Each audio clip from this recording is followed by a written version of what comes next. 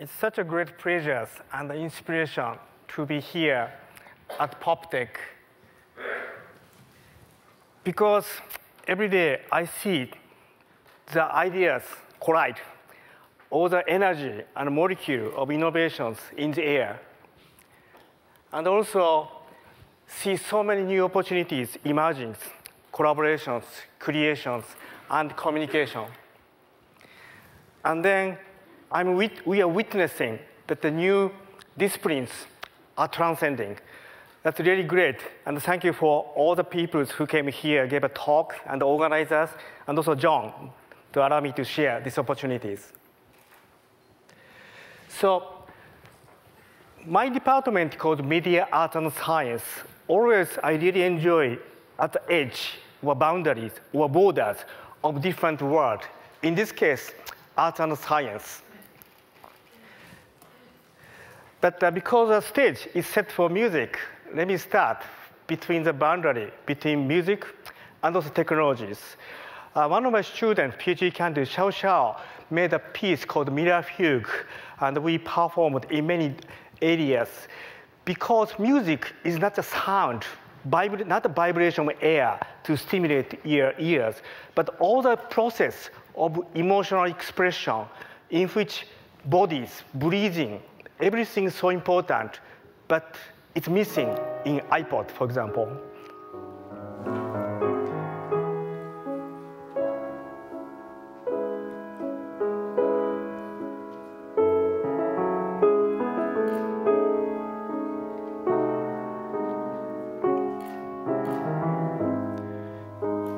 You can feel all her breathing and the emotional expressions because it's an embodied experience. It's totally different from a headset. Also, you can live in this piano. Imagine concert pianist, your grandma can live in piano. Then your grandchildren can also play together with grandma beyond the limitation of time. So we really enjoy on the edge, try to break down the barrier between these domain or discipline. So my team was in Milan this April. How many people went to Milan Salone, Milan Design Week? I'm sure I met the Paula. And this is a great experience for us to show one of the new piece to make a collision between art and technology, or design and technology. So this is made of the 3 engine called Inform. It's a new shape display to physically embody all the computation. But the packaging these 3 engines into the one furniture, which looks like a table. So let me show the video clip.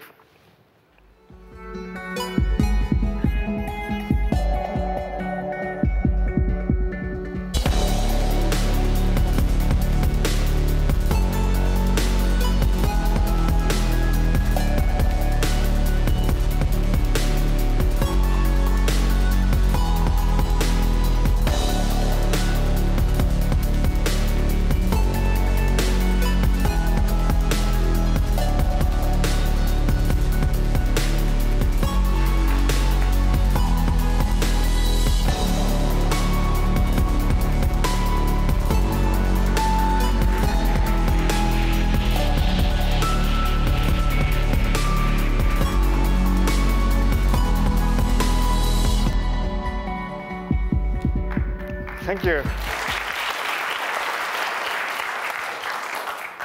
So design and technology have very different value systems.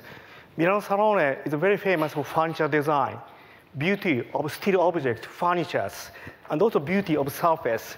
But we try to make a collision of the beauty of the machine, motion, engine, to integrate into the furnitures. But actually, it's not the tables. So for me, transdisciplinary is very important driving force. So finding opportunity in conflict between disciplines, breaking down old paradigms to create new archetypes, that's important guiding principles. Sprechen Sie Deutsch? How many people speak German? Aufheben, Hegelian philosophical term is very close to take advantage of the conflicts, but bring it to the next levels. So we execute this Aufheben, but driven by the vision. Vision is for us like a magma or plate tectonics to make mountains rise and form. And of course, technology made a dramatic change and impact. And also, users' needs matter to make a business. But for us, most important thing, vision. And vision is driven by the art and the philosophy, never driven by technology or needs. That's why we care about vision is lifespan. I have my iPhone 4S. It's already 3 years old.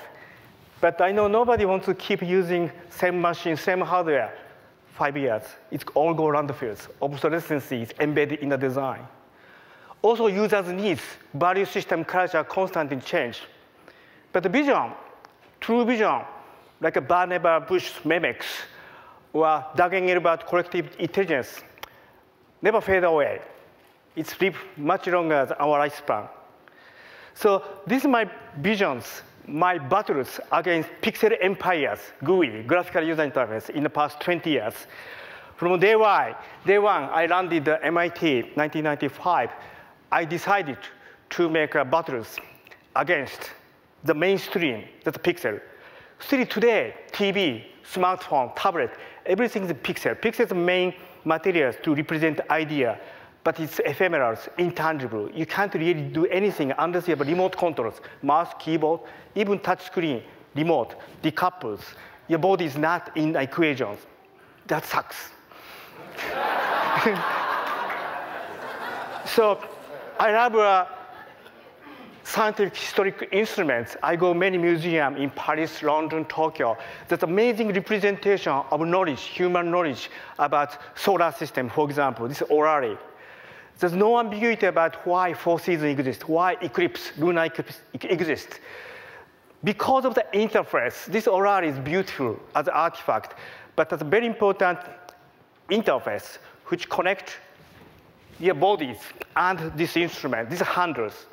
This becomes an interface to your body. When you spin all the planets around the sun, there's no ambiguity. Your muscles, your nervous systems is part of the engine, causality chain. That engagement, clarity, is missing current computation. So that's a starting point. We decided to bring digital to the physical world called tangible bits. This is the first vision we created in 1995 with hardworking students like Brick Armor. So embody digital information with materials so that you can directly manipulate using hand. It's very simple ideas, but it's very difficult to communicate. We wrote papers, and people like Mark Weiser, who really encouraged me to pursue, but it's very difficult to communicate because it's very abstract. So later we start design variety of the instances to convey this vision. Let me show the first instance, music bottles.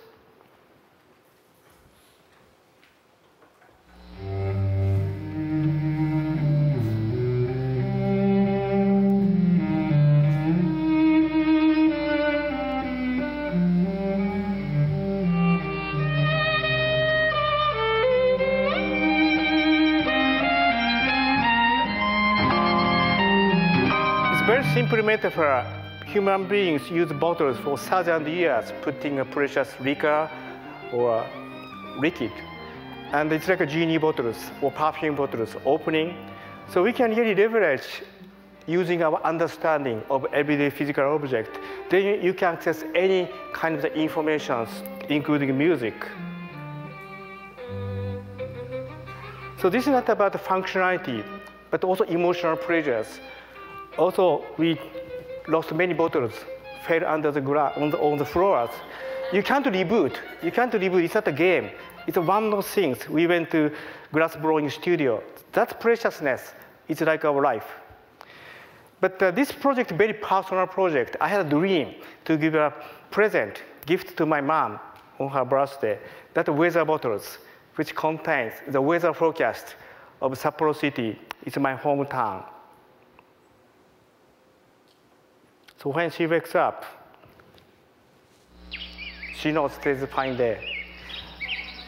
She never touched any machine, computers, or smartphone, tablet, but she cooked for me, opening soy sauce bottle. Every time she opened the bottles, she felt the smell of the soy sauce. That's a word we love, and she loved. But she passed away in 1998, so this became a tribute to her life. And also, Mark Weiser, he's a further of ubiquitous computing, is our mentor. He really encouraged us to push envelope. Also, he passed away next year.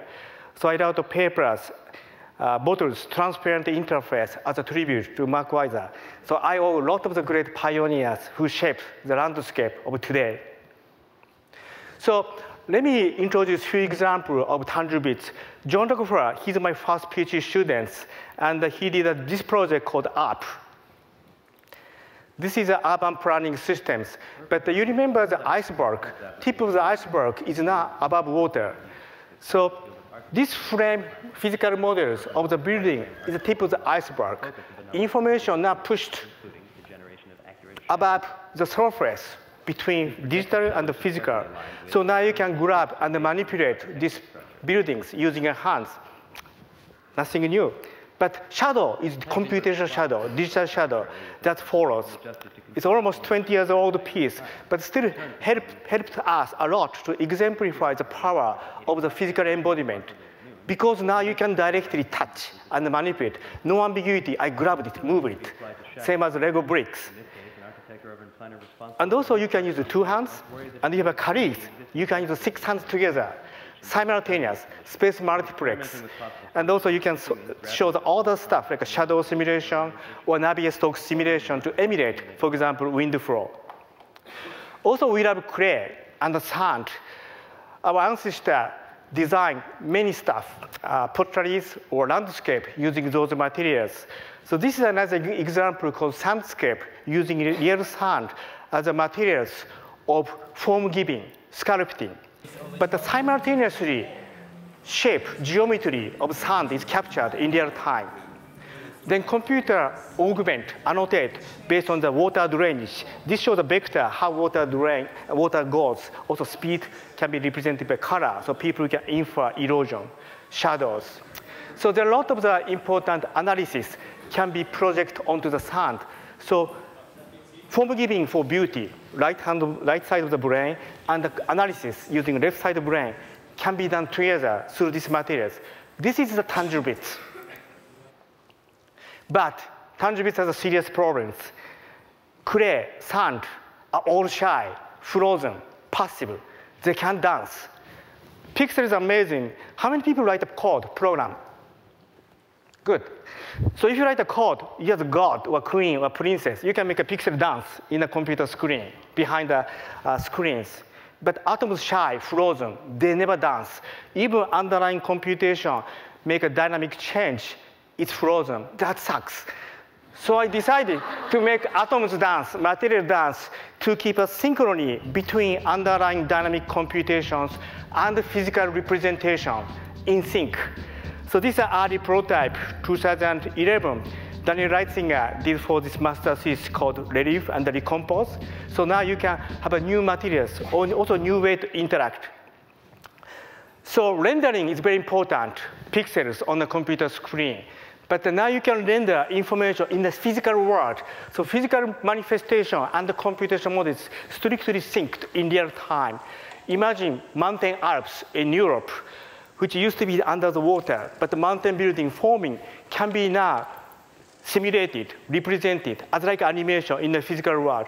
Of course, you can directly use a hand to sculpt, but also you can develop new language, interaction in the mid-air gesture. So inventing new materials for the expression communication, the invention of a new interaction technique is one of the centers of our interest. So Inform, this is one of the latest instance of radical atoms. This also go to the Cooper Hewitt Design Museum from December 12th. So let me roll the videos of telepresence.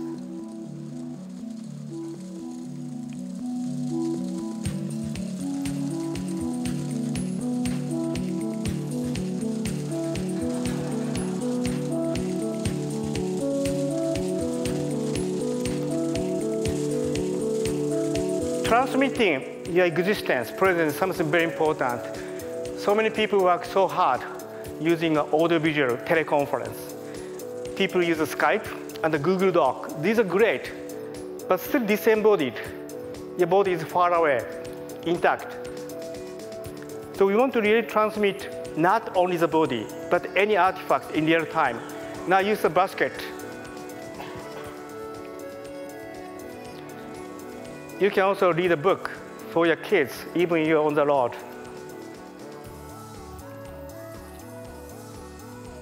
You can grab stuff, turn on the switch. This will never be practical as it is, but now you can see the new potential of the future. It's not clay models, not just a pixel. Now this important moment, intermaterial interaction. These new materials, radical atoms, can also dance with old ancient materials, in this case, lead balls. Oh, this amazing book by Bill Mogridge, Interaction Design. But the important thing is attention. We are so busy. But now you can move, grab the attentions of whoever. So we are very much interested in the affordance. Affordance is a very powerful message from the physical world, inform us what you can do. But having these new materials and dynamic clay, you can really move this to the next levels. You can dynamically change the surface or structure to inform users, guiding about the function or capability.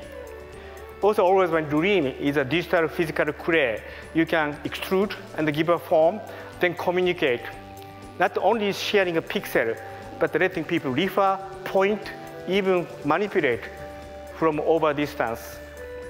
So you have data in your machine, like a tablet, all the numerical abstract data. But look, please look, now you can send this data to this machine.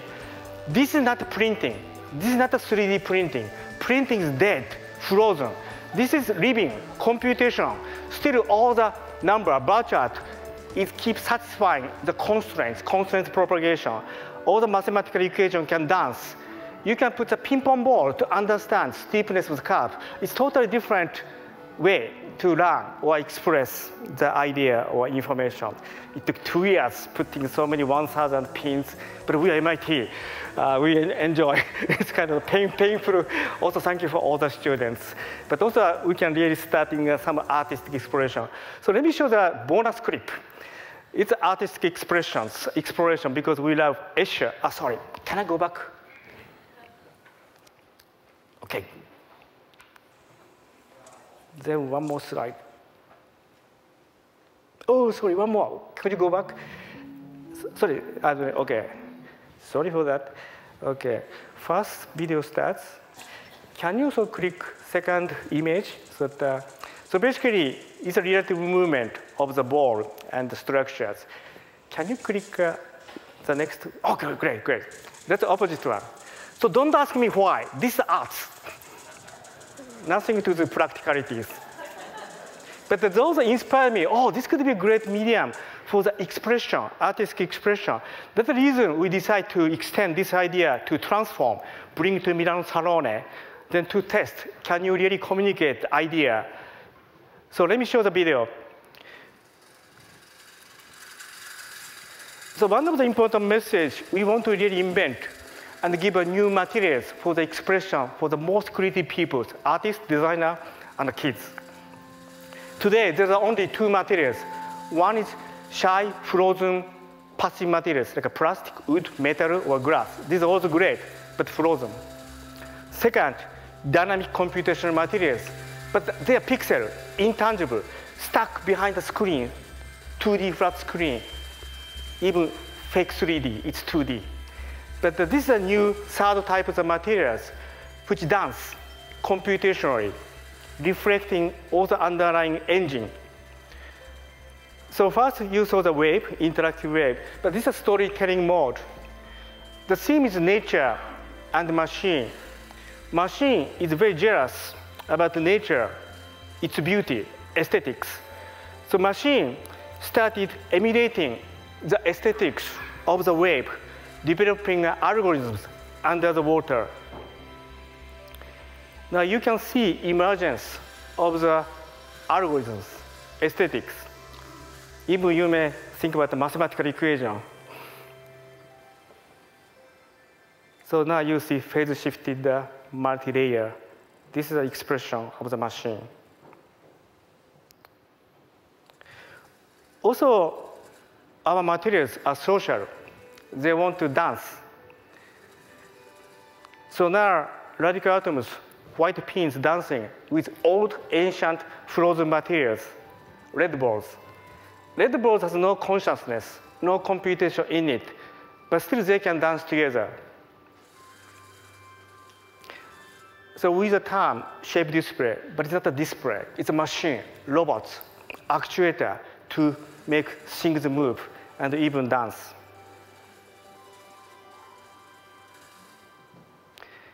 So last part of the story is the ancient civilizations.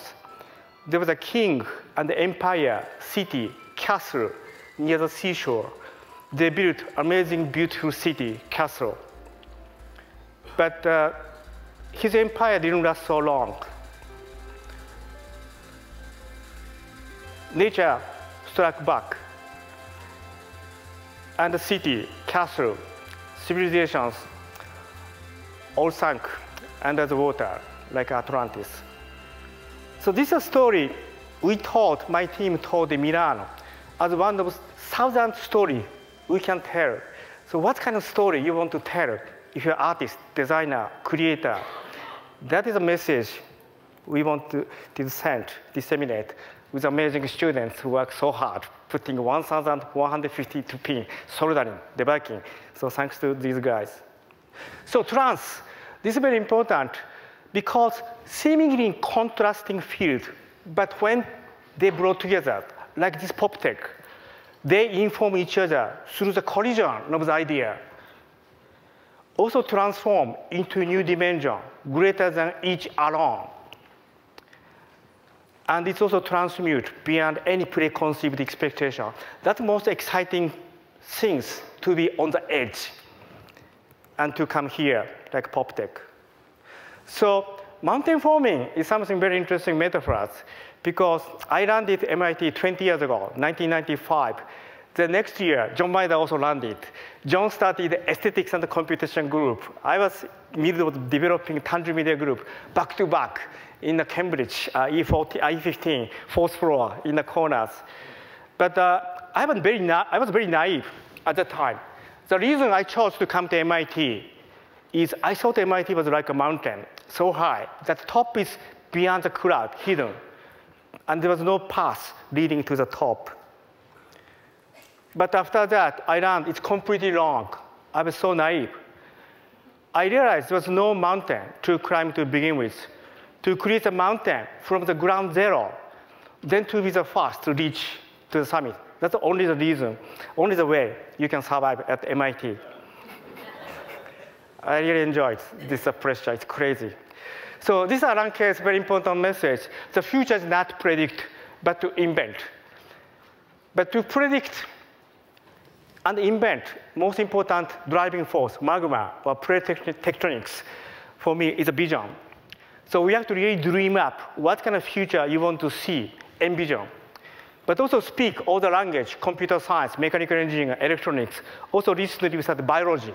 Speaking all the language to make it happen, implement is very important. But also in the end, the artifact have to reach the level to inspire people like art piece. So envision, embody, and inspire is some very important guiding principle to really stimulate us. So today I'd like to thank to John Maeda for kind invitation to here. Also all the audience kindly listening to my talk. That's great. Also thank you for great talk which inspired me. But I have a plan of future. So I go to a bit different space in 2050, maybe a bit more area. But the most important message is all together. All are gone by 2100. But our grandchildren are still living in 2200s. Our retirement or end of life is never end of the world. It continues to exist. So there's a single question I've been asking myself every day, also my students, what do you want to leave for those living in 2200? How do you want to be remembered? That drives me and my students and us work so hard like crazy. So 2200 is just simple numbers, but the vision of our futures. Why this matter? because life has set end point, but the future is never ending.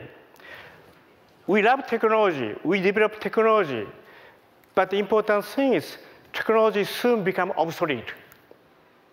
But true vision is everlasting. So 2200 is a concrete message. What kind of dream or vision you want to live for the people living in 2200s, for our grandchildren or grand students? Thank you very much for your kind attention.